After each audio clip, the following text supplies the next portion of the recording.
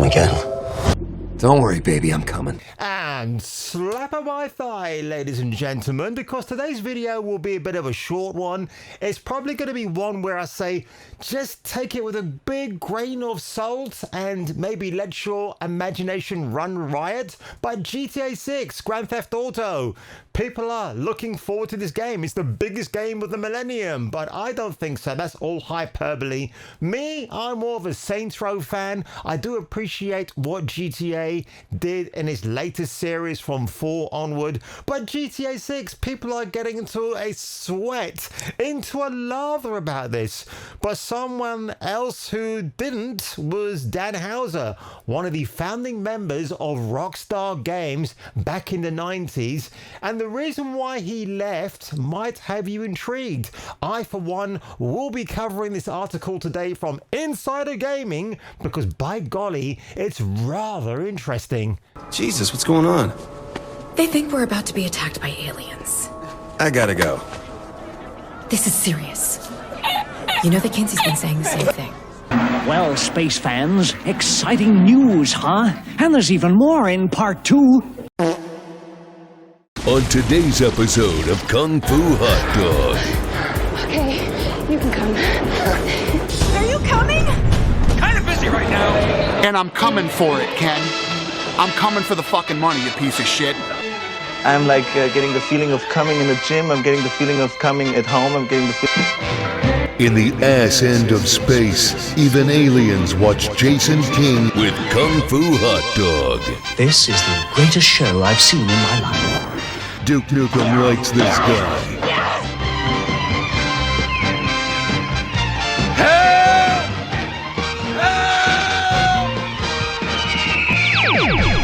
Approved by 1970s Robert Redford. So from Andrew Hyton, GTA 6's story was rejected 3 times, causing Dan Houser to step down, it's claimed. Now, it's meant to be the biggest game of the year, which I've just said, and again, the running headline here, GTA 6's original story was rejected by Take-Two multiple times.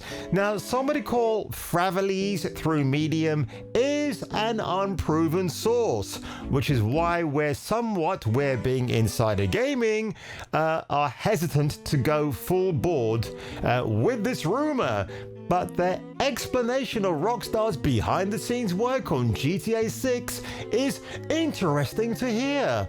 The text is also translated, and we've done our best to communicate the information accurately, so bear with us if it's not perfect. The writer claims that there have been 3 different versions of the GTA 6 script. Fravalese said that the first pitch for the story was, and this part I actually do like. It was meant to be a detective story worthy of a thriller because if you don't know, LA Noire was also one of those breakout games for Rockstar Games in terms of how they used mo capture, doing full body. It was just an incredible experience. And again, you were going to have 3 protagonists. There was a lot of steam for this pitch in development until the end of 2016. Ultimately, Take-Two vetoed the project and cited it as too dark and did not meet their expectations.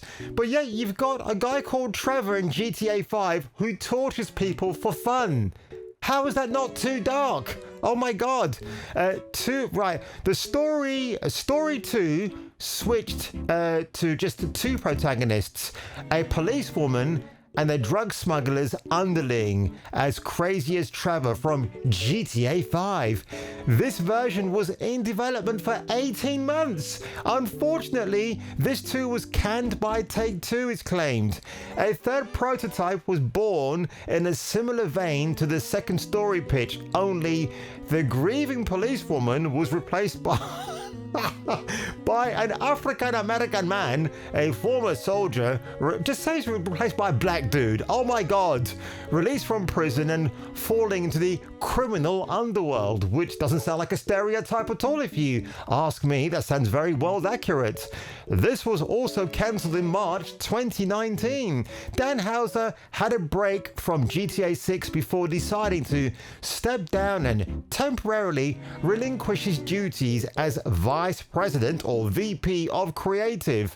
A lot of this needs to be taken with a pinch of salt, but if it's true, it explains why it's taken so long for GTA 6 to see the light of day. But then also, if you look at the supposed storyline where you've got Luciana and you got Jason, they're pretty antagonists or protagonists, whatever you want to call them, but everybody's already predicting what this story is going to be. A Bonnie and Clyde heist where one will turn on the other eventually. One might be an undercover cop, the other one might not be. It depends, but I don't care. I prefer Saints Row and its absolute buffoonery in those games. I really like those games more than GTA 6. Of course, they call Saints Row the GTA 6 or the GTA imitator ripoff, right? But I think in most respects it did its stuff a lot better than, you know, the AAA Rockstar games. So the multiple protagonist thing is pretty good, and I think Insider Gaming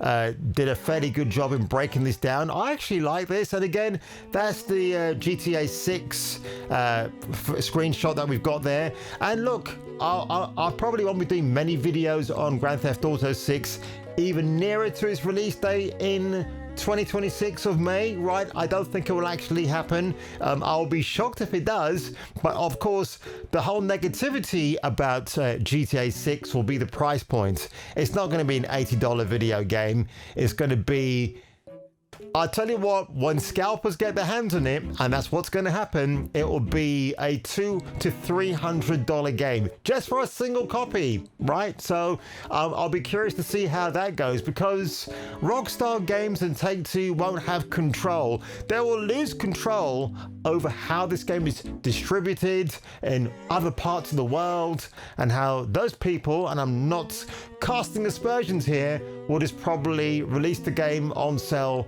quicker than they would do normally, just to make a quick buck, and people can then load it up on their Twitch streams or whatever and just show you everything you need to know. And that's what's going to happen, man.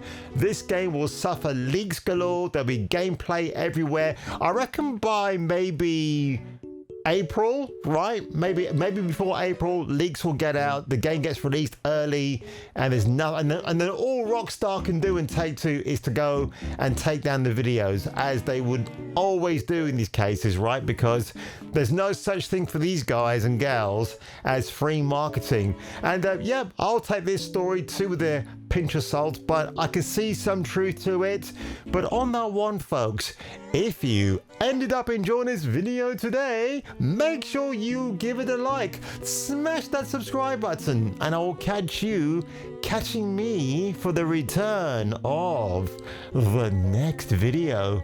And then drop them on them at the end, and everything. That's, you know, how we always do things. We always try and, you know, bite off more than we can chew.